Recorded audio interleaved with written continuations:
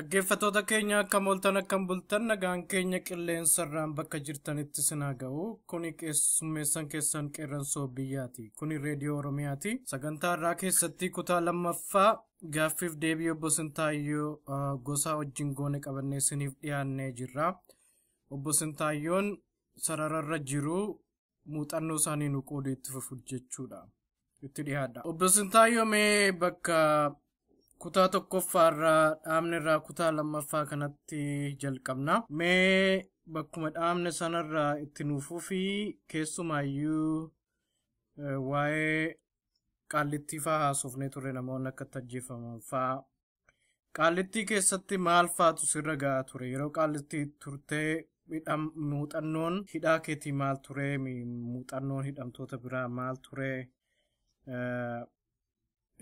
manni itti hidhamtan ammam guddataa nyaati keessan akkam ture keessummaan sin gaafachuu danda'a ture waan akkasii kana otoo irra nu deddeemtee gaariidha. Egaa qaallittii keessatti baay'ee kan nama gaddisiisu maatii keenya warra nu gaafachuu dhufanti torbaniin dararama guddaatu irra ga'anii karaa konkolaataarraa kan konkolaataa hin galchine karaa dheeraa akka deeman nu dirqisiifamu sababni isaas miidhaadhuma akkuma namni mufateetuma dhaqee hidhamaasaa akka hin gaafanneef waan godhame fakkaataa manni hidhaa qaallittii karaadhumarraa garuu karaa namni ittiin seenee nama gaafatu eessa karaarraa jal'isanii baay'ee waan nama gaddisiisu ture wanta raawwatamaa jiru kana biraanni maatiin gaafachuudhaaf dhufanu poolisootuma mootummaa sanaatiin dararama guddaatu irra ga'a kabaja namummaa hin kennamuu fi akkuma nama bashannanaa fi dhimma addaatiif deemuutti namoota keenya hiraarsu firrisaa rakkateetii namni as dhufa jedhanii hin yaadanu. Kun hundumtuu maatiidhaa fi hidhamaa sana addaan kutuudhaa fi maatiirra baay'eetu irratti raawwatama. Wanti jarri fuudhanii dhufanullee ali'al achumatti akka gaggatanii maatiin sun gaddaa yerootti deebi'u odeeffannoon naga'urraan inumaan nagaa tureeni. Karaa biraatiin mana hidhaa qaallittii keessatti manni hidhaa qaallittii mooraa 7 qoodamee jira. Zoonii 1 2 3 4 jedhee amma 7tti jira. Egaa zooniin hundumtuu bal'inaaf mataa isaa qaba. Fakkeenyaaf zooniyaan keessatti hidhamaa turre zoonii 3 jedhamaa lafa kashlabboonni rakkisoo ta'anitti hidhamanuudha. Yakkamoota fi hidhamtoota siyaasaa walitti makamanii hidhuu bakka sanatti zoonii 3 keessatti. Isammaa yakkamtoota warra murtiin itti murtaa'e namoota ajjeesuudhaan qabeenya namaa saamuudhaan murtii bara dhedheeraa kan itti murtaa'e kan murtiin du'aafaa itti murtaa'e nu keessa galchanii hidhu. Jarri sun jireenyaaf dhimma hin qabanu itti gaafatamummaan tokko itti dhaga'amu manuma hidhaa sana keessatti illee nagaadhaan hidhamuu hin dandeenye turre. Akkasis ta'u malee immoo gagatii baay'inaan hidhamtoonni achi keessa jirru Oromoo taanee fi namni keenya sama danda'ame ulfina isaa waan eeguu fi nu kabaju malee namoonni muraasni akkasii uttuu hidhamanii dhugaa dubbachuudhaaf warri achi keessaa yakka akkasii raawwatanii dhufan sun namachi keessa jiruufis warra nagaa kennanu miti. Haa ta'u malee dhugaa ammeeroon sun darbeeras jedhee hamaa hin dubbadhu baay'ee nu kabaju hidhamtoonni yakka akkamiitiin iyyuu hoo dhufe Oromoo ta'ee yakkuma xixiqqaa adda addaa magaaluma naannoo Finfinnee kana keessatti waanuma salphaadhaan hidhamanii warri dhufan illee sababa keenyaan hin kabajamu bakka sanatti mana hidhaa sana keessatti. Ayyee manni hidhaa suni lakkoofsa hidhamtoota meeqa qabatatu? Meeqa taatanii raftu? Akka waliigalaatti odeeffannoo yeroo sana qabutti gara 7,200 Qaallitti keessa kan turre. Egaa sana keessa harka 4 keessaa harki 3 hidhamaadhuma Oromoodha. Oromoon kun egaa wanti inni ittiin hidhamu Oromummaadhumaan ala malee waan gara biraa of keessaa hin qabu. Isa kaanii daangaa Sumaaliyaarraa Oromiyaadhumaarraa karaa ba'aatiin fiduu, isa kaan karaa lixaatiin bakka maatiin dhaqanii gaafachuu hin dandeenyetti isa kaan kibbarraa, isa kaan kaabarraa fidaniitiyyuu Qaallitti itti hidhuuni. Garri caalu gareen hidhaa sana keessa jiru maatii dhumti jaraayyuu bakka jarri jiran kan hin beeknedha. Maaliifini gara daangaa Jijjigaarraa Oromoon jiraachaa ture. Achi yakka mootummaan uumeen hidhamee yagguu Finfinnee dhufu eessa akka inni deeme hin beekanu. Du'eera jedhaniitu abdii kutatanii maatii warri ta'an ufaan jiru turan. Namni gaafatullee jiru jechuudha. Jarri sun akkamitti jiraatu nama gaafatu fa'aa malee. Maali namni gaafatummaa eessa jireenya jiraa kan hin beekne akkamitti gaafata. Akkaataan itti jiraatan jaallatanus jibbanus hamiyaa'us abusaa'us mana hidhaa sana keessa wanti nyaata hidhamee dhiyaatu jira. Daabboo guggubataadha yoo fidanii namatti kennu. Waxii hidhanii wanti jarri tolchan cincaan isaallee kan nama ofitti nama butuu miti. Nyaata buddeen hidhanii wanti jarrachi tolchanii fidanu isa jallisaa gubateedha. Jaallatee tiree isuma jarri itti kennanuun jiraata. Fakkeenya gahaadhaan moo nyaanni sun fakkeenyaaf guyyaatti almeeqa isiniif dhiyaataa gahaadhaa nama tokkoof? Nyaanni yeroo sana gaachatti dhiyaachaa ture ganama akkuma taate daabboon tokko hin kennamti. Laaqana irrattis buddeenni egaa filannoo namni hin qabne homaa gochuu hin danda'uuni. Filannoo waan hin qabneef waanuma dhiyaate sana nyaatee isheedhumaan yeroo dabarsan malee gaa hin turre. Gaa duwwaayyuu miti immoo innumti dhiyaatu isheedhumti xinnoon dhiyaattu sunillee qulqullina hin qabuuni. Kanaaf dhukkuba adda addaatiif saaxilama namni achi keessa jiru. Seelii tokko keessatti kutaa tokko keessatti nama meeqatti hidhama? Kutaa tokko keessatti fakkeenyaaf anamma kan hin yaada keessaa gara square feetii 154 kan ta'u akka gara qorqorroo 60 lafa qabatu irratti gara nama 350 fedhetiyyuu hidhama. Waa'ee mana hidhaa keessatti hunda keessa laka'u kanan irraanfanneef kan baay'ee na gaddisiisu jalqaba duraatiif yeroo akkalaayidhaa nu baasanii gara Karchalleetti nu geessanii mana doboqaa wanti jedhamu jira. Namni haaraan hidhamee iddoo biraatii ala dhufu lafa inni itti galu. Bakka sanatti firaasha isee saantimeetirii 92 nama 5 kennu. Firaashni ispoonjiin isee meetirii 90 sun nama 5 lamaan shirguu kennamtu. Namni 3 jala ciisaa, namni 2 immoo irra keessa ciisa. Dhagaadha jalli isaanii moo? Jalli isaa dhagaadha. Manni dhagaa konkriitiidhuma jechuudha jarri hundumtu.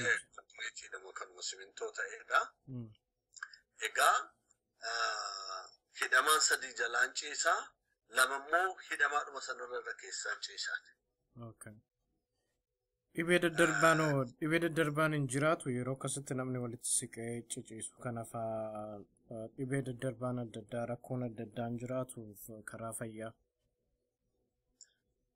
Maal gaaffii qabaree namoonni dhukkubuma akkasiitiin achi keessatti lubbuu jaraa dhaban iyyuu hin jiru. Egaa waa'ee hidhaa sana ala kaasnu kanan yaadadhu Gaaddisaa Hirphaasaatii fi gurbaan tokko isuma wajjin kan ture Toomaas jedhamaanis barataadha. Jarri kun jalaan warra ciisan keessaa warri kaan irra keessan ciisu bakka ciisan sanatti funuunan ijoolleen kun gaafa jalqaba duraa maakalaayidhaa akkasumallee nu geessanii. Homaa gochuu hin danda'amne achuma ciisaniiti dhiigni jaraa dhangala'aa tureeni. Ijoolleen garuu cimuudha akkasuma ta'aatiyyuu danda'anii homaa miti jedhaniiti of jajjabeessaa turaniini. Okay. Mee waa'ee gaaddisaa sanatti hin deebina. Waa'ee keerraa dararaan wanta adda addaa maakalaawwitti kan sirra ga'e himuu yoo kan barbaaddu jiraate nutti himi. Dararaa inni guddaan maakalaawwii irra gaa sodaachisuudhumaan kan darbe. Qaallitti jechuu kooti ifama qaallitti jechuu kooti qaallitti. Qaallittitti gaa yeroo tokko anaaf Gaaddisaa Hirphaasaa maaliin oduu maaliitiin akka ta'e hin beeku waardiyyaa jaraa biras akkamitti akka darbee dhufu hin beeku bilbila mana hidhaa keessa galchisiistaniitiyyuu hidhamaa kakaastanii jeequmsa uumuudhaaf jechuudhaan iyyuu dursanii Gaaddisaa Hirphaasaa qabanii deemanii anammoo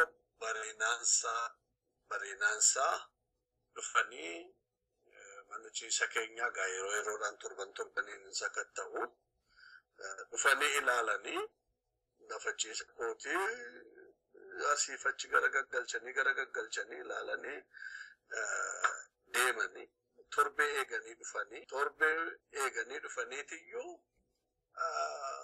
uffata koo asiif achi daddarbatanii qodaa koo asiif achi faffacaasaniitiyyuu achi dhufanii kateenaa harka kootti galchanii ajajamaniitumayyuu dhufanii achi uleedhuma guutuun irratti caccabsan argaa. Afaan maalii dubbatu ture jarri sun? Amaariffuma dubbatu, afaan Tigrees warri dubbatan jiru. Kooka kana lamaanitti fayyadamaa turanii. Sana booda na fuudhanii deemanii mana dhiphoo tokko keessa na galchanii. Achitti na galchanii Shaalaqaa Afoorq kan jedhamu ittaana ajajaa mana hidhaa sanaa. Inni tokko immoo Iyyaasuu kan jedhamu dhaluma Oromoo ijumaan arguu miti maqaadhuma Oromoo dhaga'uu kan hin feene. Warri kaanis jiru nama 3 Shaalaqichaa wajjin 4 ta'anii gaa kan koo harka koo dugda duubatti dameera achitti karaa qilleensaa fudhu kana faana cufuudhaaf isa ukkaamsuudhaan kana boksiidhaan dhadha'uu ulee meeqaan dhadha'uu dhumarratti natumaniitiyyuu harki jaraa dadhabeenii dhumarratti Shaalaqaan suni kuni dhagaa gurraachaa dhiisaa jedhe achi akkuma jiru na fuudhanii deemanii Gaaddisaa Hirphaasaa gaa fuudhanii deemanii manni fincaanii diilallaan tokko jira achi keessatti galchaniitiyyuu tumanii qullaasaa sa'aatii 5 ol uffanni tokkottuu irra hin bu'in diilalla sanarra ciibsaniini. Maal goote jedhaniiti kana hunda maal goote jedhanii ture Gaaddisaa maal goote jedhanii dhaggeeffatooti keenya akka beekaniif xinnoo waa'ee Gaaddisaa nutti miti maal goote jedhanii tumaa turan maal godha jettan dararaa turan. Egaa yeroo sanatti odeeffannoo gara mana murtiittis yeroo ani himannaa mana murtii irratti dhiyeesse kan jarri jedhanii Gaaddisaanii moobaayilii dhayyuu galchisiisee jedhan. Moobaayilii galchisiisuu egaa kan galchi poolisii beeka keessa sakatta'amee nama dhufu akkamiin moobaayiliin akka mana hidhaa sana keessatti galu maaliifis akka galu anaanaan galu. Egaa sababa barbaaduudha. Nama kana gaachitti reebanii akka inni niimooniyaadhaaf exposed ta'u darbee dhukkuba kanaaf akka inni saaxilamu godhanii sa'aatii 5 lafa diilallaa sanarra ciisee namni achi ol ka'uun waan guddaadha. Sana booda gaaddisaa akka kanaan reebanii anas akkasni godhanii kan jedhamus jira. Isas namni akka hin gaafanne jedhanii isarras waa baay'ee irraan ga'anii sana booda beelama mana murtii qabnaa turre mana murtii sana haala dhiyaatee jennu. Toomaas Biraanuu kunis Oromoodha? Oromoodha, barataa yuunivarsiitii Dumariyaadhuma Gaaddisaa Irbaasaa fa'i. Achi mana murtii sanatti gaala dhiyaannu Gaaddisaan aadaatiyyuu deema baay'ee dhukkubaanii jiraani. Anis Gaaddisaanis egaa harka keenya hidhameeti kan mana murtii sana deemne.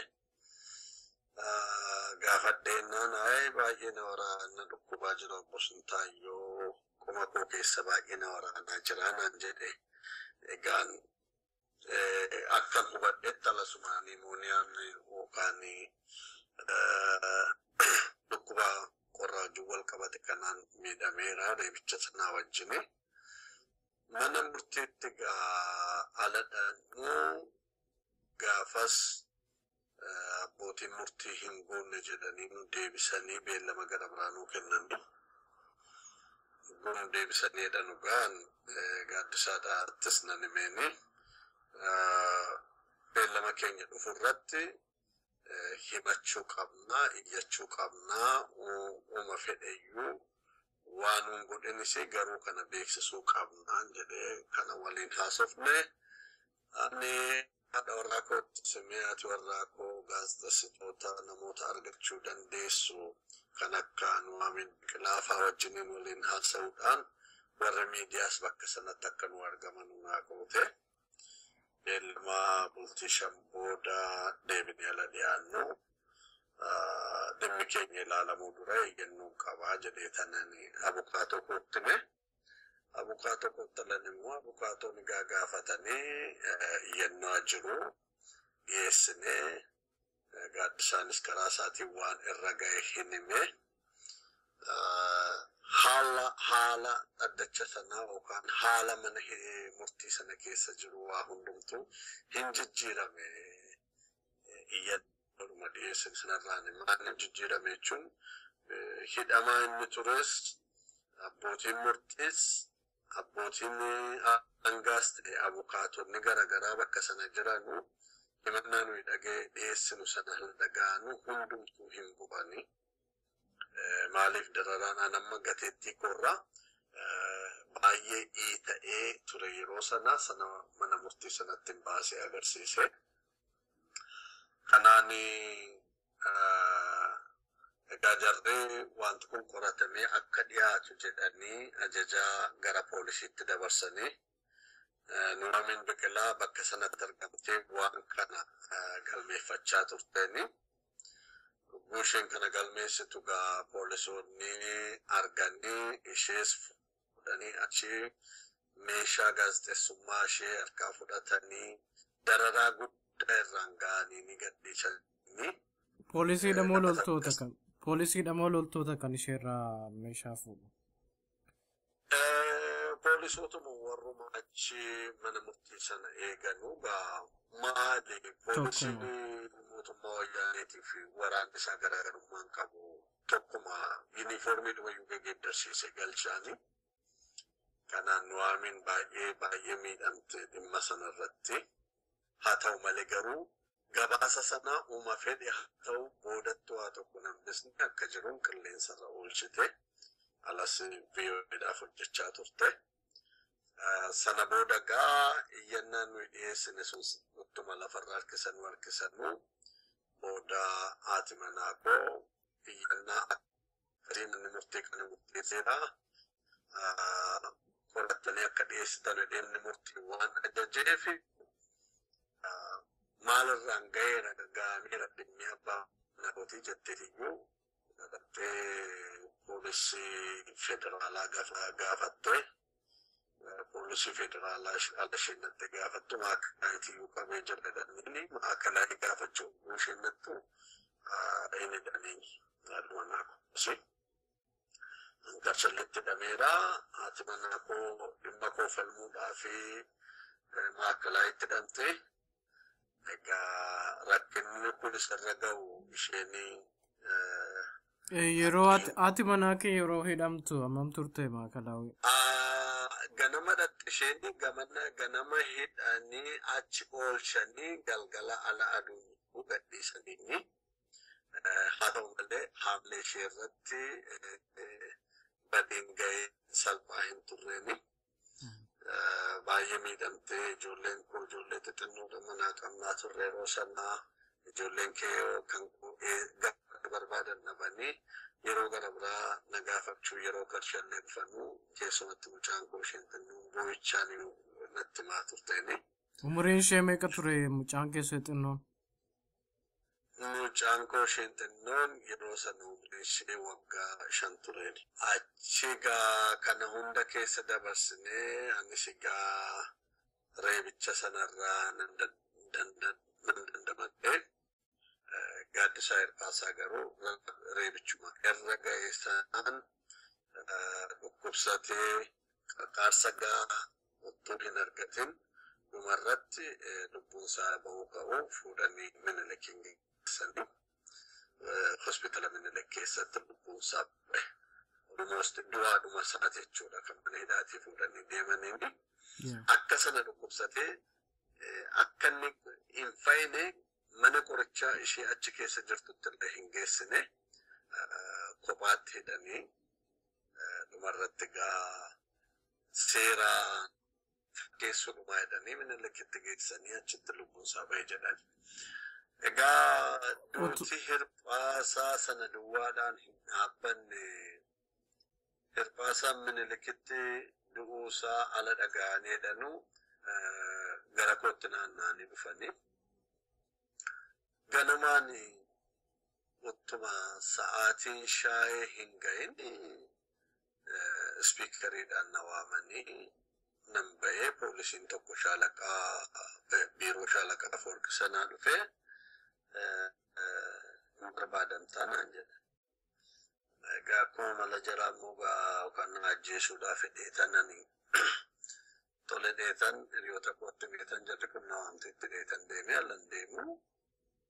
Biiroo tokko keessatti galchaniitiyyuu ati sintaayyoo jedhanii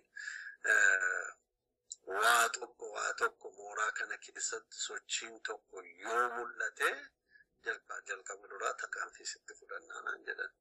Maa inni sochii as keessa jiru ilaalaa jirraa odeeffannoon nu gahaa jira.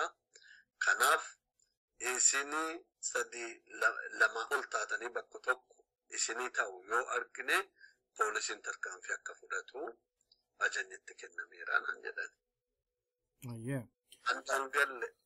Naan galle wanti kun mukkaneedha nu gaaddisaan egaa akka kaleessumti baay'ee dhukkubsatee akka inni deeme dhaga'eeraani. Booda takka ture haala naga'u oduun karaa biraatiin naga'u gaaddisaan achi boqoteera.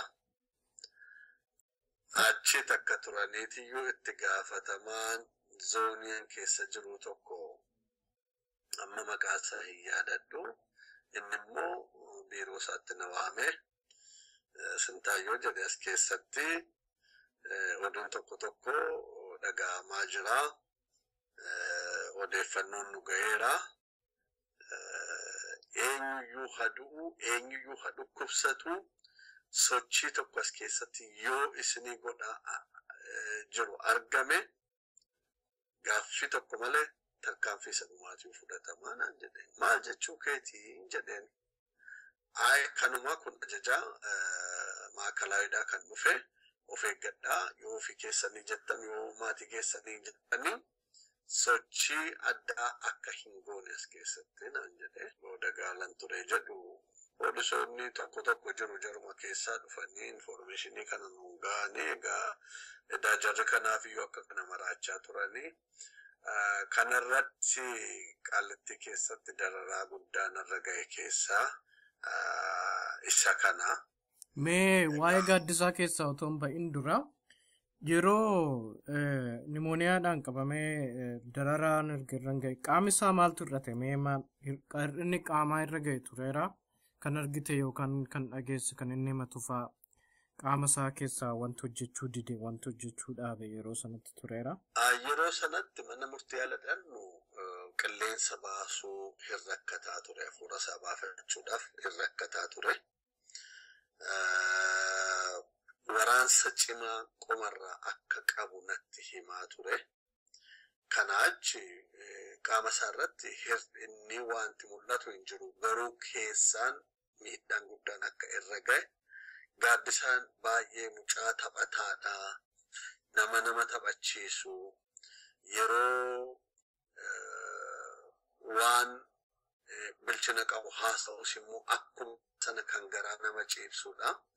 Gaaddisaan garuu dhumarratti gara mana murtii hala deemu isa dur nu kofalchiisu nu taphachiisaa deemu hafuura baafachuu iyyuu hin rakkataa ture. Kanan irraa arge malee hir'ina qaamaa ifatti mul'atu hin jiru ture yeroo arge dhumarratti. Iddoo qorraa sana man bulchan jette bakka konkiriitii yookaan immoo lafa dhagaarra ciibsanii man bulchan? Bakka sana hin bulchine garuu uffata irraa baasanii qoma isaatiin sa'aatii 5 iyyuu lafa diilallaa sana ciibsaniini. Halkani moo guyyaa turen? Guyyaadha. Garuma bareessa akka sa'aatii Itoophiyaatti gara naannoo sa'aatii 4 irratti kan jarri fuudhanii deemanii. Egaa dura isaa garuu dararamee ture dura isaa otoo hin ciibsamin dura dararamee ture otoo qorra dhagaa sanarra hin ciibsanii dararamee ture. Dararaa uleedhaan irra ga'e kaa reebicha baay'ee reebanii ani mooraa keessan ture namoonni gara biraa ala natti himanuu dirreedhuma irratti qabanii kuffisanii harka duubatti deebisanii hidhaniitiyyuu achitti lafarratti gadi tumaanii turaniini achitti reebaniitiyyuu hidhamaan inni kaan qaadhaanis karaa adda addaatiinis akka hin arginedhanii fuudhanii gara mana fincaanii lafa diilallaa sanatti geessanii achitti akka sanatti tumanii rakkina kana hundaaf akka inni saaxilamu godhe. Kiliinikiin achi Karchallee keessa kiliinikiin tokko jira. Kiliinikii sana gajjallaa jira. Manni fincaanii bal'aan tokko yeroo kiliinikii deemu al tokko argeeraanii. Qorrisaa hin beekan maaliin akka darra akkas of wallaalee achuma ciisaa ture jechuudha moo lafatti gadi hidhanii ture? Tumanii achuma irratti gadi kuffisaniiru mucaan kun sana booda of hin beektaa. Sa'a 5 fudhataa moo beektutti yaa. Kanaaf akka kana godhaniitiyyuu lubbuunsaa akka darbu godhanii gaaddisa hirphaasa. Tole mee waan baay'ee keessa dabarte namni biraa jira gaaddisa mee waa'eedhuma gaaddisaa kana gabaabsitii eenyu akka ture namni akka baruuf irra deebi namni baay'een illee beeka dargaggoota ammaatii fi akka yaadatamu mee nutti ibsi gabaabsitii waa'ee isaa eenyu ture? Gaaddisa hirphaasaa jechuun ani dhugaa dubbachuudhaaf jiru ammayyuu ijoolleen ciccimoo baay'ee nama gammachiisan biyya keessas warri jiran jiru biyya alaattis kan ba'an jiru. Gaaddisaan garuu ani ija addaatiin ilaalaa ture mana hidhaa sana keessatti maal jechuu barbaadeetanii gaaddisaan nama isaa olii wajjiniin ugguu taa'u akkuma jaarsaa ta'eetiyyuu haasa'anii warra akka isaatii wajjin ugguu taa'us jaraa wajjin fakkaate nama jiraatu baay'ee haala nama wajjin waliigaltee guddaa nama qabuudha. Gaaddisaan immoo kan adda isa godhu subject yookaan barumsi gaaddisaanii itti rakkatu tokko hin jiru akkaataa inni itti hidhamtoota keenya achi keessatti barsiisaa ture baay'ee na dinqaanan ofii kooti barumsa bakka adda addaatti namoota adda addaatiin barumsa baradheera barsiisotaan dura umrii koo keessatti arge akka gaaddisaa namaa ibsutti nama naa ibsu hin argine gaaddisaa Hirphaasaa barataa injiinaringii ture eebbaa fi yeroon gabaabaan ala sa'aafee jedhu iyyuu kiiloo shan ture jechuudha miti? Eeyyee. Otoon eebbifamin dura qabame jechuudha. Eeyyee ji'oota muraasni haluma afee jedhudha. Kanaaf gaaddisaanii waa hundumaa barbaade herreega barsiisuudhaan, keemistirii barsiisuudhaan, fiiziksii barsiisuudhaaf, afaan barsiisuudhaan wanti tokko wanti isa rakkisu hin jiru ture akkaataa inni itti namaa ibsaa ture ijoollee keenya walitti qabee barsiisaa tures baay'ee haala adda ta'een tureeni akkuma gaaddisaa immoo baay'ee jiru barumsa akka gaariitti ijoollee keenya barsiisaa turan maneedhaa sana keessatti waa'eedhuma gaaddisaan lubbuudhaan gatii addunyaa kanarra hin jirreedhaa fi waa'ee isaa kaasne malee barattoonni keenya baay'ee kan nama boonsanu kan akka Taayyee Danda'aa yeroo ammaa mana hidhaa Zuwaayee keessa murtii waggaa 12tti murteessanii kan jirudha. Innis barataa seeraa ture. Ijoollee jajjaboo akkasii qabna jarreen sana keessaa gaaddisaa Hirphaasaa nama kana fakkaatu ture sin jechuudha. Baay'ee gaariidha. Mee gabaabsitee waa'ee barattoota baay'eetu ture jechuudha. Si wajjin barattoonni yuunivarsiitii fa'aa baay'eetu ture jechuudha. Isaanii mee waa'ee maal jedhanii hidhanii gaaddisaa Hirphaasaa maal balleessiteedha wanti isaa akka ka'umsisaa yeroo yakkatti bananii maal balleessite jedhanii himatan. Yeroo hidhamne sana gareenan keessa jiru nama 30 galmee tokkoon kan himatamne hooggantoota waldaa nama 3 Ayyaluu wajjiniin nama 4 kanaan ala garri caalu barattootuma yuunivarsiitiitii fi kolleejiiti. Himannaan barattoota kan irratti dhiyaate isuma wajjin wal fakkaataa ta'e keeyata dhiyaatu keessaa kan hin hafne ajaja adda bilisummaa Oromoo irraa fudhachuudhaan Itoophiyaa keessatti tasgabbiin akka hin uumamne uummanni Oromoo saba garaagaraa irratti akka duulu mootummaa humna qawweetiin garagalchuudhaa fi yaalii gochuudhaan himatamanii dhiyaataniiru kan jedhudha.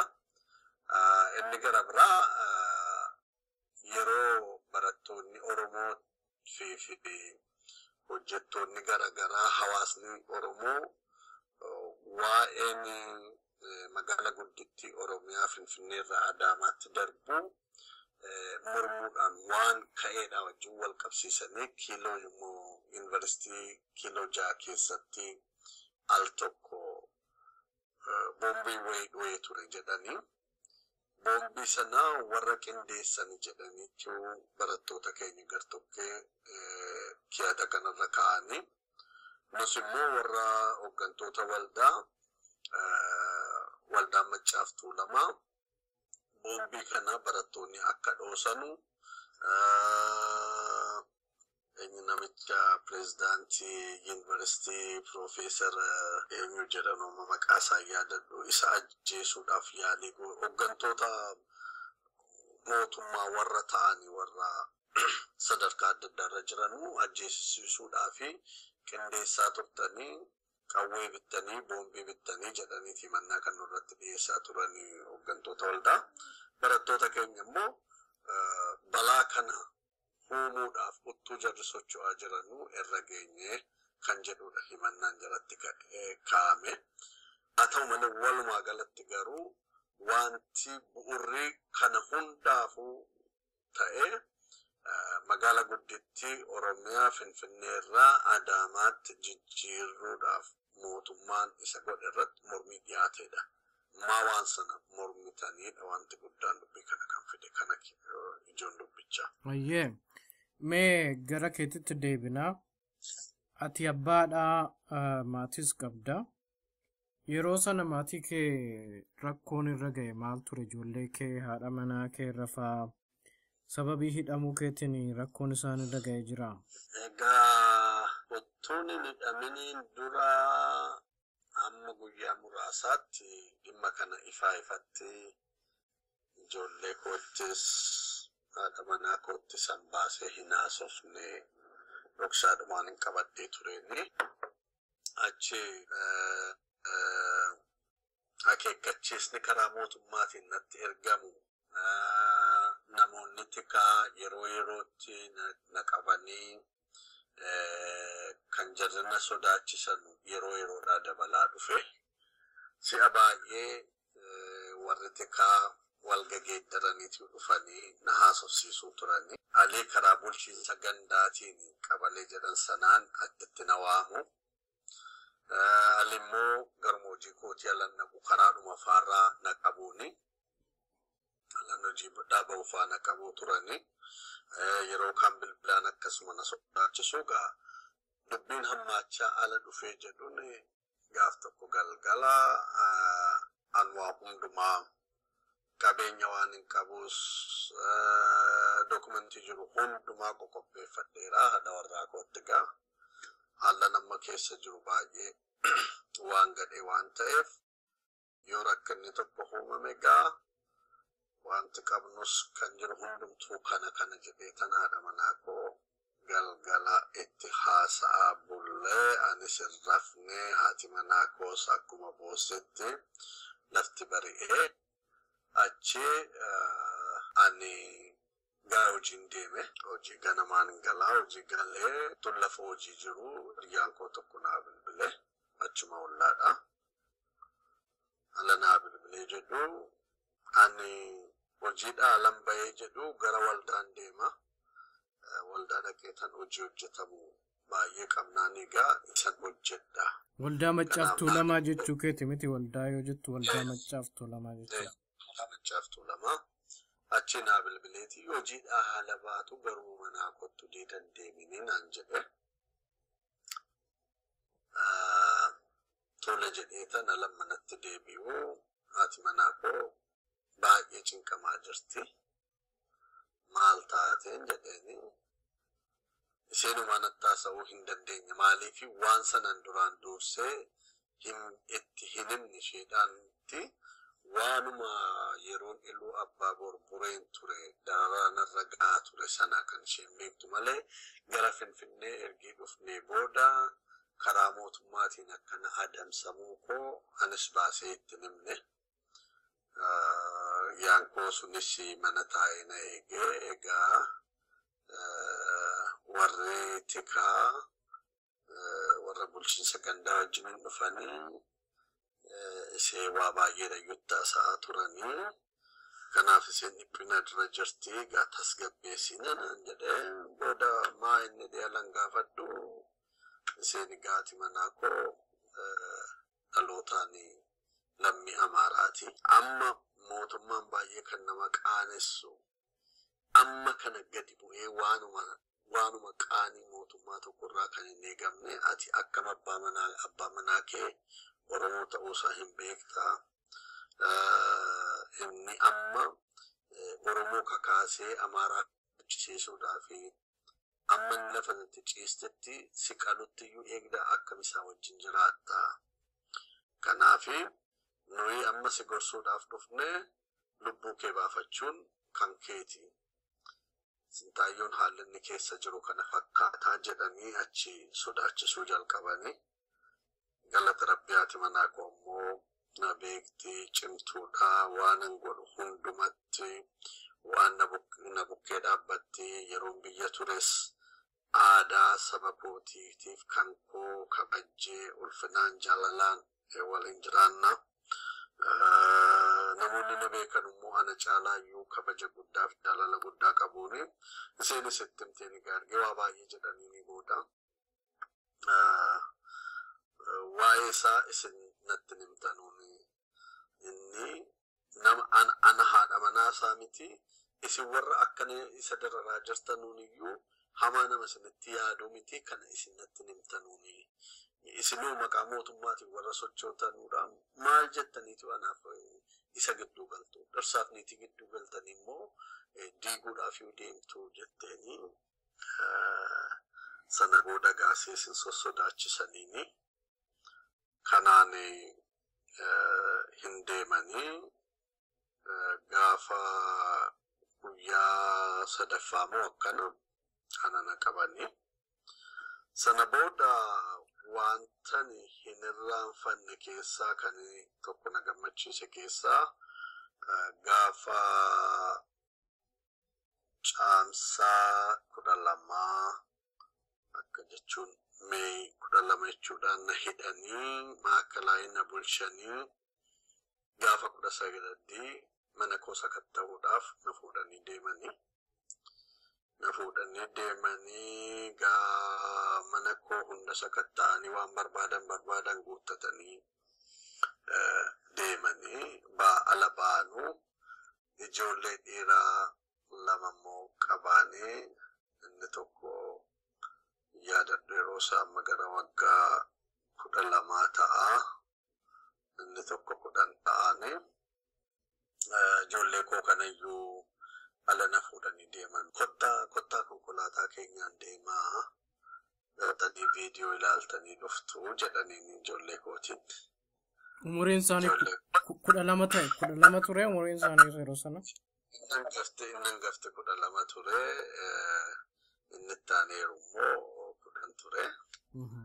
Achi ala jarra akkana jedhanuun jedhaniin ijoolleen koo viidiyoo manaayyuu qabnaa jedhaniin. Video manaayyuu qabnaa abbaa koo ajjeesuudhaaf iyyuu fuutee deemtaa anammoo viidiyoo ilaalinaan jettaa jedhee ilmi koo inni hangafti inni xinnaan immoo itti aansee bareera abbaa koo ajjeesuudhaaf dhaqi abbaa koo ajjeesi ani immoo alan guddadhee jedhu sin ajjeesaa jedheen poolisootaan. Ijoollee ajaa'ibduu. Baay'ee aaranii baay'ee gubatanii poolisoonni dhaqanii Taaddasa Masarat ajajaa maakalaa sanatti himanii guyyaa 2 booda na waameeti ato sintaayyoo lijochiin እንዴት ምንድነው ያስተማር ሆናን jedhe afaan amaaraatiin ijoollee kee maal barsiiste kanatti barsiiste naan maanni jarri poolisoota koo keenyan jedhan wedhe kan jedhe jara gaafadhu waanuma raawwatamaa jiru jedhaniin jedheeni egaa tokko kana gara biraa wanti ani madaabara baraan fayyuu hin dandeenye yeroon maakalaayidha mana murtii Giyoorgis jedhan sanatti yeroon deddeebi'aa ture gaa guyyaa beellama kootii ijoolleen koo hiriyoottan koo firoottan koo Oromoon hedduun beellama keenya beekanu hin dhufuu turani akka jedhanneen konkolaataadhaan nu fuudhanii deemanii gaa keessa nu galchanii beellama gara biraa nutti gaafatanii ala nu deebisanu mucaan koo inni hangafti hiriyaa koo tokko bira dhaabbateeti yochi lafa dhaabbatee harka natti afarsee nagaatti naan jedha baay'ee fagoo irraa ani immoo konkolaataa keessan jira harki koo hidhameera mucaa waggaa 12 achi dhaabbatee harka afarsee nagaa naa dabarsaa ture poolisiin tokko kophee poolisii kana hin beekta sanaan akka jiru fiigee dhaqeetii mucaa koo jilba sarra rukute kophee loltootaa sanaan rukute jechuudha kophee loltuun biyya keenyatti uffatu kan mucaan koo achitti gaggabee boo jalqabee sana alan argee jedhu an ofi wallaale akkumani hidhame kaateena dhuma sanaan achuma makiinaa keessa lafan taa'e keessaa utaalee ka'eetan dhaqeetuma poolisii sana qabachuudhaaf ture. Achitti warra achi poolisoonni achi keessa jiran immoo achitti ukkaamsanii qabanii. Egaa mucaa koo uttuu ana achi jiru uttuu ani ilaalu mucaa koo na jalatti dararaa kana fa'aa irraan ga'aa turani. Egaa kana amma akka inni nama miidhu immoo kan beeku isa irra ga'eedha. Dararaa akkasii fa'ii kan irratti raawwatamaa ture maatii koorras kan ga'aa ture. Sanaan ala haati manaa koos immoo yeroo isheen yeroo ani mana hidhaa Qaallitti sana keessa jiru namoonni keenya baay'ee dhaqanii hin jajjabeessuuni. Dhugaa baay'eedhaan gammaddaanii isheenis dubartii cimtuudha. Sana keessa mucaarumti keenya tokko jirti amma bakkuma tokkoyyuu biyyaa baatee bakka tokko jirtiini. Hawwii jedhamtiini mucaan kun kolleejii kan barachaa turte baay'ee cimtuu intalaati egereedha yoo waaqayyo gaa umree ishee dheeresse ijoollee abdataman keessaa tokko kan turteedha. Intala kana qabuudhaaf jarri hin barbaadu turanii warri tikaa hin hordofuuni. Isheen immoo haadha manaa koo jajjabeessuudhaaf uttuma jarri hordofanuu ofumarratti eegaatuma deemtee gara mana kooti. Ala isheen deemte mana koo galtu dugda duubaan jarri duukaa bu'aa turaniini. Booda balbala mana kooti ala geesse jettu mucaan kun ofirratti hin argite. Akka jarri hordofaa jiranuu ijoollee kootiif ijoollee warra ollaatiin ba'anii ala laalanu jarri konkolaataa dhaabaniitiin eeguu ala isheen achi gadi baatu. Haati manaa koo uffatatti geeddarteetiyyuu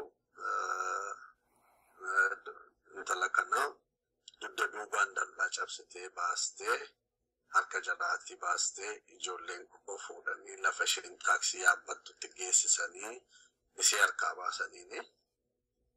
Achi warri tikaa kuni eeggachaa tuma oolanii hin dhiyee dhokatanii numa eeggattuuni isheen ol hin baatu jarri gaamanuma keessa jirti amma qabannaa lasheen baatu jedhanii achitti dhokatanii eeggachaa turani. Haati manaa koo achiin baasteettiin ishee achi bareenaansa kun guyyaa jimaataati kan ta'u. Guyyaa sanbata duraa haati manaa koo na gaafachuudhaaf manni keenya baay'ee fagoodha gara Inxooxxoo jedhamu kana Finfinnee keessaa. Achi Qaallittiidha kan isheen dhuftee na gaafattu. Halkaniin kaatee haati manaa koo ijoollee koo qabdee Qaallitti na gaafachuu dhufte. Haati manaa koo na gaafachee na bira oolanii ala jarri deebi'anuu manni koo marfameera. Akkuma haati manaa koo baateeni barii akka lakkoofsa Itoophiyaa halkan keessaa sa'aatii 10 sa'aatii 9:00 dhayyuu manaa baati daftee iddoo argachuudhaafi achi karchallee ala dhuftu hiriirri isaa baay'ee dheeraadha. Hiriira sana daftee saammattee iddoo qabachuudha itti halkaniin baateerra malee. Achi haati manaa koo ala baatu jarri dhaqanii manatti marsaniiru intala sana qabanne jedhanii. Achi haati manaa koo na bira oolte ijoollee wajjiniin ala isheen ol deebitu manni marfameera. Hojjettuu kan koo kophaatti mana tokkotti galchanii kutaa tokkotti galchanii itti cufaniiru. Haadha manaa koo akkuma isheen qeegeessee marsanii achumatti qabaniini. Mana keessa kattaanaa jedhaniini. Hingalanii sakattaanii intalli jarri barbaadan sun hin jirtu gabaateetti. Achi haadha manaa koo ammas fuudhanii deemanii gara maakalaawii. Ati waraana abaawas keessa dhoksiteettaa baasii jedhaniini. Ani waraana abaawas hin beekuuni. Wanta dhokses hin jedhu mana koo sakattaataniittu maanni kanan fiduu danda'u kanaan ala wanta namnu hafe jettanuu jiraate immoo dhaqaatii ilaalaa jetteeni kanaan egaa jarree dokumentii isa dur yeroo naqabani irraa hafe daakuu nyaataaf qophaa'e illee hin dhangalaasanii qodaa waan barbaadan immoo guurratanii deemanii haadha manaa koo achuma hidhaarra oolchanii qorannaarra oolchanii deebisanii gadhiisanii. Intalattiin arganne intalatti immoo waanuma isheen haadha manaa kee gaafattuuf immoo sababii biraa qabu kan ishee barbaadaa turan haadha manaa kee ishee gaafachaa turte. Egaa intallee keenya kun akkasiin jedhe mucaa cimtuudha. Sochii qabsoo bilisummaa Oromoo kana keessatti gahee mataa ishee kan taphachaa turtedha. Baay'ee ijoollee kan qindeessituudha.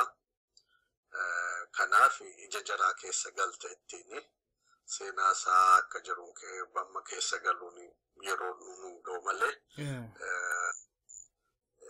baay'ee gahee guddaa nama taphachaa turtedha. Intala namasiin jechaa jiru kun egaa umrii ishee isa duriittiin eegaanii har'a gaa sadarkaa maaliirra akka jirtu hin beekuun egaa barattoonni keenya yeroo jarree yuunivarsiitii kolleejii kana faarraa ari'amanii bakka adda addaatti buufata poolisii adda addaatti hidhamanu iseedhaa fi hiriyoonni ishee jiru jaratiyyuu buufata poolisii adda addaarra naanna'aniitiin barbaadu namoo ijoollee keenya warra hidhaman. Odeeffannoo fidanii nuu kennu nuyi sana karaa dandeenyuun duukaa buuneetiyyuu ijoollee keenya amma hiiksisuu dandeenye hiiksisnee sadadhabni immoo qallabachitti dhiyeessaa fi ture waldaan machaaf tuulama. Kanaaf gaheen intala masiin jechaa jiru kun baay'ee gahee guddaa qabdi turte. Kanaafiyyuu jarri hordofuuni. Dhumarratti gaati manaa koo akkas gootee ergi baastee booda sababuma qabsoon keenya qindaa'ina dhabootiin kan ka'e haallis mijachuu didee ta'ee hin beeku gara bultii 15 moo ji'a tokko dhokattee akkuma turteeni dhumarratti qabanii. Harka jaraa galtee qaallittiittuu hidhamtee waggoota muraasa dabarsitee achi baate hawwii jennee waamnaanii turre masarat jedhanii hin waamuuni seenaan ishee kana fakkaataani. Okay, ati yoomii hiikamte mana hidhaa sana yoomii hiikamte? Dhugaa dubbachuudhaaf sirriitti barasaa hin beeku garuu amma akka waggaa lamaa hin ta'an margi hiikamteenise. No, ati yeroo ammam turte mana hidhaa bara 2014 hidhamte? Bara meeqatti hidhaa? Ji'a caamsaa keessa hidhameen 2007 ji'a fulbaanaa keessa natti fakkaata. Fulbaana ta'uu naannoo fulbaanaa irratti hiikamneeni inni kaan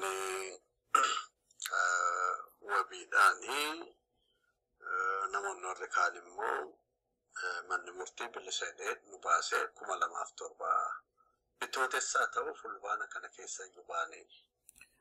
Yeroo ati mana hidhaa turtetti maatiin kee maaliin jiraachaa ture? Yeroo mana hidhaa ture tokkoffaa galata rabbii bakka gaariin hojjechaa tureeni wantani yeroo rakkinaatiif jedhe sin jedhaa ture. Akka humna keenyaattis immoo mana wayii ijaarrachuudhaaf karoorfannee mana xinnoo ijaarradhe tokkos qabaan ture. Gara akkanni ala cimaa dhufu manatti sana siin gurgurtee ati warraa koo. Kana duwwaa miti dhugaa qarqaarsi nama amma eessaan iyyuu nama hin ga'u garuu amma humna isaatti garuu wanti uummanni Oromoo gochaa ture ani baay'eedhaan dinqisiifadha. Haati manaa koo immoo hunda keessaa kanan itti gammadaanii ture. namni tokko bilbilee jabaadhu hoo jedheen maqaan nama sanaa hin hafu mana hidhaala dhuftu abaluu na bilbilee ture na jajjabeessaa ture naan jetti. Namni tokko shukkaara kiiloo tokko buna kiiloo tokko woo fuudhee dhufeefillee galata nama sanaa lafatti hin dhiistuun abalu kana nuu godhe ati waa tokko yaadda'in nu hin jiraanna jettee na jajjabeessiti. Horiin ani yeroodhaaf egaa qusannaadhumaan achi kaa'ee ture rakkina tokko malee ijoollee koo duwwaa miti firoottan koo haadhan qarqaaruun qabaane obbolaan qarqaaruun qabaane kana hunda dandeessee qarqaartee tiksiteeti yuunaan geesseeni amman hiikamutti hirmaannaan Oromoon birmannaan Oromooni nu gochaa tures dhugaa dubbachuudhaaf salphaa hin turre. Inni biyya ala jirus inni biyya keessa jirus Oromoo duwwaa miti warrumti Oromoo hin taanellee birmannaa guddaa nu gochaa turani kanuma kanaan iyyuu jiraachaa turreeni. Achumaan biyya baate maatii kee wajjin? Akkaataan biyya ba'umsa kootiillee adda ergiin mana hidhaa sanaa ba'eegaa hojii kootti deebi'uudhaaf yaalii gochaan ture.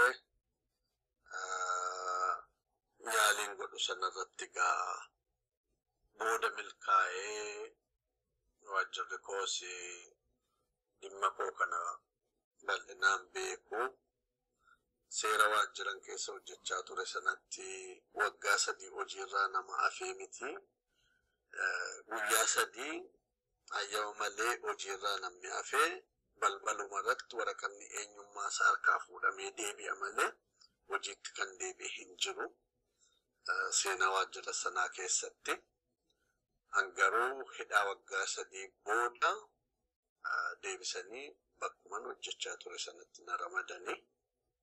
Haa ta'u malee garuu bakka ni hojjechaa ture sana bilisa ta'ee hojjechuu akkan hin dandeenye nan beekaan ture. Hoogganaan koos immoo natti hime. Haalli karaa mootummaatiin jiru ba'eessa waan hin taaneef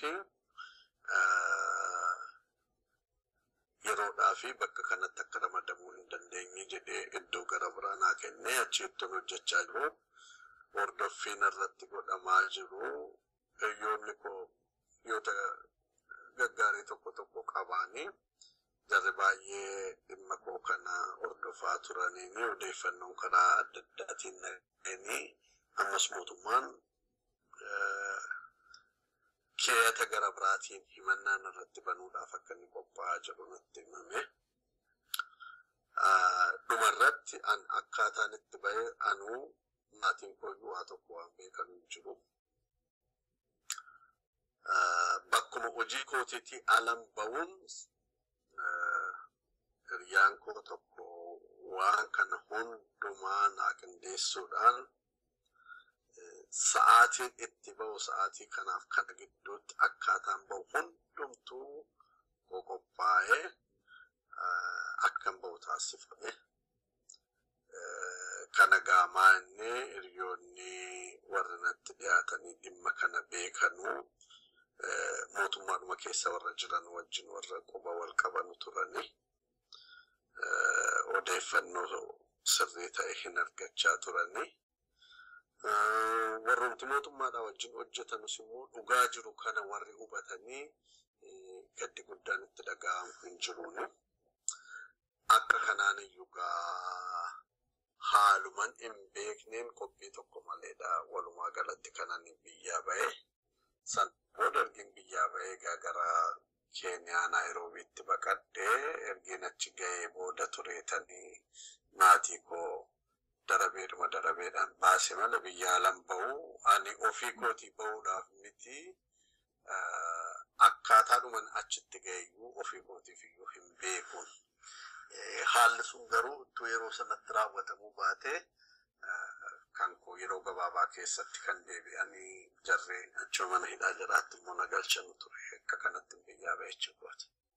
hayyee lubbuudhaan baga baattee jiraattee seenaa kana nuuf qooddee obbo Sintaayyoo Gosaa.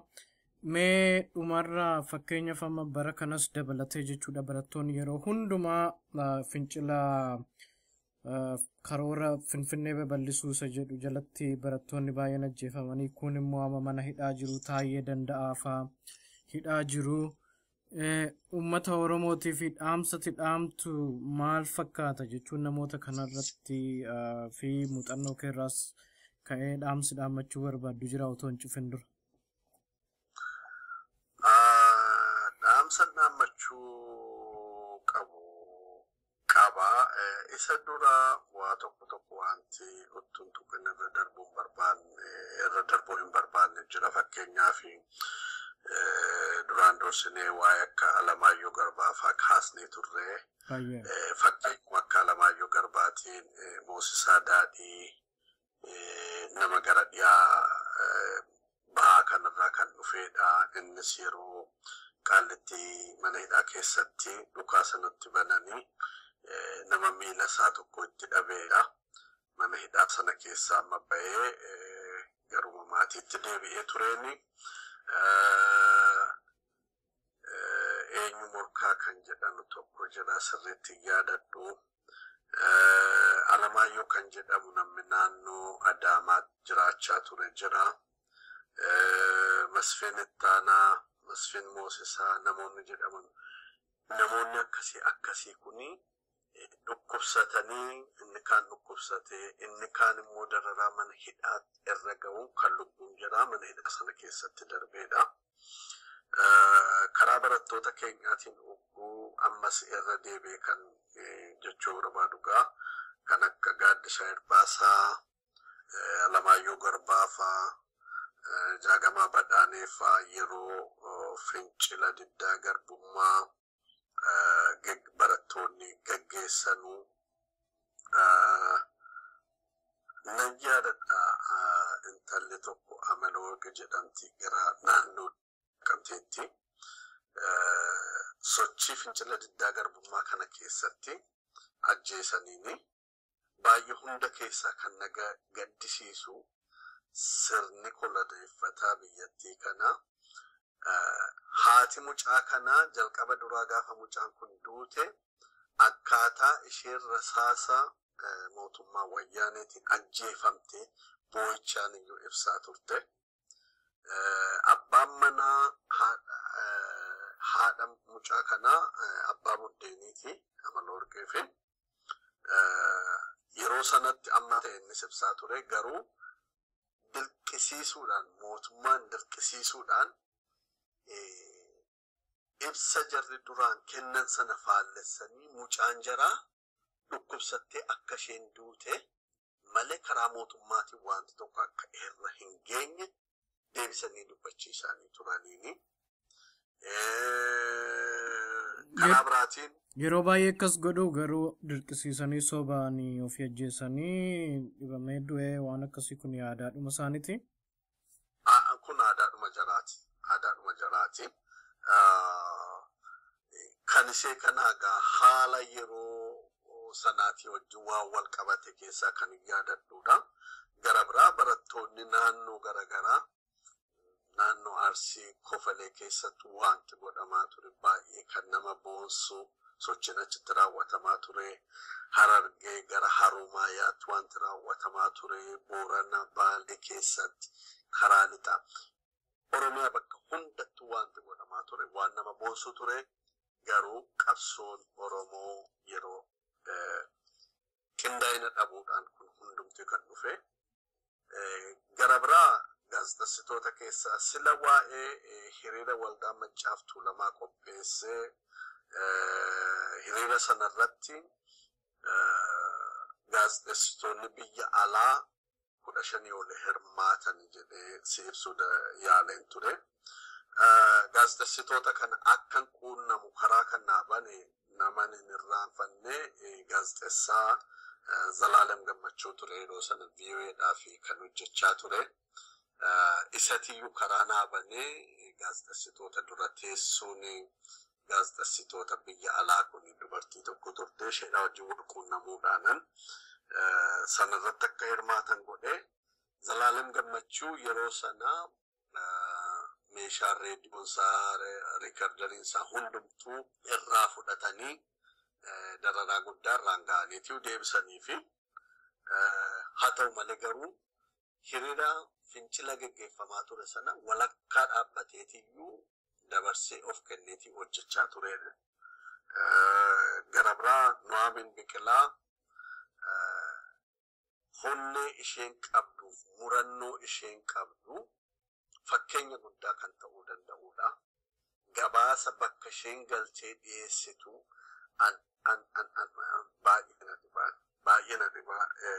baay'ee dhangalateeffadha jireenya koo keessatti gocha isheen gootesi. Karaa gara biraadhaan waa'ee barattoota keenya ala kaasnu egaa akkan duraan siibsuu yaalatti sochii barattootaa kanaa wajjin hidhata kanan uumuu jalqabe yeroo bosonni Oromiyaa gubate sana ture. Sana booda garuu barattoonni Oromoo sochii yeroodhaan hin godhu. Keessumattuu amma warra biyya keessa jiran ugaa dhiibbaa irra ga'u sanarraa qusachuudha jedhee maqaa jaraa dha'uu hin barbaadu. Fakkeenyaaf Baachiin Garasuu Tuufaa Haabtaamu kan jedhamu tokko amma bakka inni jiru hin beekuni. Keessumatti Baachiin jarri keessa turanii abiddi jarri qabsiisan salphaa hin turre. Ciminni jarri qaban, beekumsi jarri qaban baay'ee kan nama gammachiisu ture. Garuu hin faffaca'anii. Garasuu nama biyya alaa kana jiraatanatti fakkaata. Waan nama boonsu raawwachaa turan jechuudha jarri kuni. Sana booda isa yeroo 2003 gaa akkana barattoota amma sana mana hidhaa keessaa baasanii waldaan keenya barattoota kana sassaabee warra gara biyyaatti deebi'uu narra raatu geejjiba kaffalee fi gara maatii jaraatti geggeessuudhaan warra immoo gara maatiitti deebi'uudhaafis hin dandeenye kiraa manaa kaffaluudhaan waan jarri ittiin nyaatanii bulan horii namarraa kadhachuudhaan gargaaraa turreeni gara barattoota 375 ta'anuu fi gara ji'a 4 olii gargaarre. Barattoonni keenya egaa yegguu akkana ta'anuu lafatti baqatan hin qabanu turanii bakkee kan jarri qabanu tokkichuma waldaadhuma kana. Waldaan kunis immoo itti gaafatamummaa fudhatee amma danda'ame balaa dhufuu danda'u sanarraa baraare. Ijoollee gargaaruu duwwaa irratti hin dhaabbanne waldaan Machaaf Tuulamaa maanguddoota Oromoo waamee jaarsummaa erge gara pirezidaantii yuunivarsiitii Finfinnee Piroofeesar Andiraas Sheetee ture yeroos. Indiraas Sheetee Eshoo Galatoomii Indiraas Sheetee ture. Jaarsoliin keenya hin ta'anis hin ta'uunis waa tokko jaarsolii keenyatti qoosee deebisee xalaa gara muummicha ministeeraatti embaasota adda addaatti barreessee waldaan keenya wanti kun balaa guddaa akka inni fiduu danda'u atattamaanii wanti kun akka dhaabbatu xalaa barreessinee turre. Kanaan achis waldaa adda addaa warra Amnesty International, Human Rights International, Red Cross jara kana faa quunnamaa turreeni. Kana gochuudhaan egaa amma danda'u waldaan kun itti gaafatamummaa isaa baasaa ture. Wareegama guddaatti kaffalaa turre. Sanarraan kan ka'e dhagaa kana mana hidhaa kana keessatti kan dararamaa turre. Kanan irraanfanne keessaa amma bakka adda addaatti egaa ijoollee kana qoqqoonneetiyyuu gargaaraa turreeni. Bakka tokkotti ijoollee tokko amma ta'anii amma geejjiba argatanii gara naannootti erganutti bakka tokko keenyee natiyyuun qallaba bitee fi keessaa fi ture. Amma barattoota alasii keessaa nayyaa addaa gurbaan tokko ammaa Awurooppaa kana keessa jira Birhaanuu Gammachuu jedhamaani. Xinnoo isatii jala keessaa cimina qabaa isaan fudhadhee ba'anii nyaata bitee isatti kennaanii maaliifini yoo an fuudhanii achi deemaa jiru arganii na duukaa bu'uuni bakka tokko nyaata biteetti kennaa amma inni dhaqutti immoo ani dugda duubaa'een hordofaanii tureeni. Ijoolleen bakka sana jiran dhugaa alan naquu akkuma simbiraa haati bakkeedhaa dhuftuu sanayyuu foddaadhaan gadi babba'anii nu ilaaluu turanii. Sochii kana fakkaatu yugaa gochaa ture dirqamna waldaan itti kenneen waan akkasii geggeessaa ture kanaaf seenaan keessa darbine salphaa turreeni haasa'amees waan uumamu miti egaa warri seenaa barreessuu danda'anu akka itti fakkaatetti egaa yoo fudhatameef galmeessuun jarumaaf dhiisuu wayyaa kana fakkaata egaa sochiin ani waldaa kana keessatti isa ta'u bakka adda addaatti gochaa ture sin jechuu kooti. Baay'ee gaariidha. Seenaa dheeraa nuuf qooddee namni baay'ee irraa barata jennee yaadna. Mee dhumarratti sa'aatiin keenyas dhumeera yeroo gabaabaadhaaf ergaa dhumaa yoo qabaatte nuuf laadhuutiin xumurra. Ergaan gabaabaan ani qabu nu ilmaan Oromoo ilmaan abbaa tokkooti. Amantiin siyaasnii fi gootummaan nu diiguu hin qabu. Hooggantoonni siyaasa Oromoo uummata garboomee biyya koloneeffamtee jirtu irratti karaa isa kootii caalaadhaan wal morkuu dhiisne Oromummaa irratti walii gallee garagarummaa qabnu liqimsinee dabarsinee saba Oromootiif gara fuulduraatti kennine murtii saba keenya argachuu nurra jiraatu. Sababa xixiqqoo adda addaatiin wal qooduudhaan mooraan qabsoo Oromoo akka diilallaa'u taasifameera. Kun akka fooyya'uudha kanan gaafadhuuni. Hundumti keenya immoo dhimma Oromoo irratti itti gaafatamummaa hundumti keenya iyyuu fudhachuu qabna. Eenyuun itti quba qabuudhaani rakkina keessa galle sana keessaa ba'uu hin dandeenyu. Inni gara biraan har'a ilmaan Oromoo mana hidhaa keessatti dararamaa jiranu abdiin jarri isa bakkee jirurraa qabanu boriituu hidhaa sana keessaa nu baasuudha. Haa ta'u malee garuu warri sana hidhaa sanaan ala jirru garuu waa'ee uummata keenyaa dhiisnee waa'ee waldhabiinsa keenya xixiqqoo kaasnee yerootti haasofnutu baay'ataa keessumattuu biyya alaatti kun nu keessaa baduuta irra jiraataani. Dhiigni ilmaan Oromoo dhangala'aa jira. Ammasii lubbuun darbaa jira. Inni kaan ajjeefamee awwaalchallee dhabaa jira. Kanaaf itti gaafatamummaa hunda keenyarrayyuu jira. Kanaaf kanan gaafadhu uummanni Oromoo rakkina xixiqqaa nu gidduu jiru kana dhiisnee lafa irratti waliigallee hojjechuu dandeenyu irratti waliigallee hojjennee diina keenya fuuldura dhaabbachuu qabna. Lafa irratti waliigaluu dadhabne immoo uummatni Oromoo murtii kan itti kennu boriitu waan itti kennuu danda'uuf sanaaf yeroo kennuudhaan garagarummaa keenya dhiphisnee tokkummaadhaan diina keenya dura akka dhaabbannuudha kanan gaafadhu. Amma yoomitti duunaa, amma yoomitti hidhamnaa, amma yoomitti dararamna, amma yoomitti immoo biyya keenya keessaa sari'amnee jiraanna. Kanaafuu gahee guddaa kan taphachuu qabanu hooggantoota siyaasaati. Qurxummiin mataadhaan tottoree fayyaa hin qabu, fayyuu hin danda'u.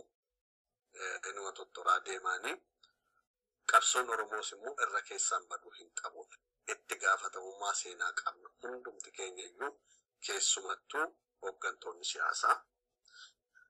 Kanaaf mooraa qabsoo Oromoo keessatti araarri bu'uutarra jiraata.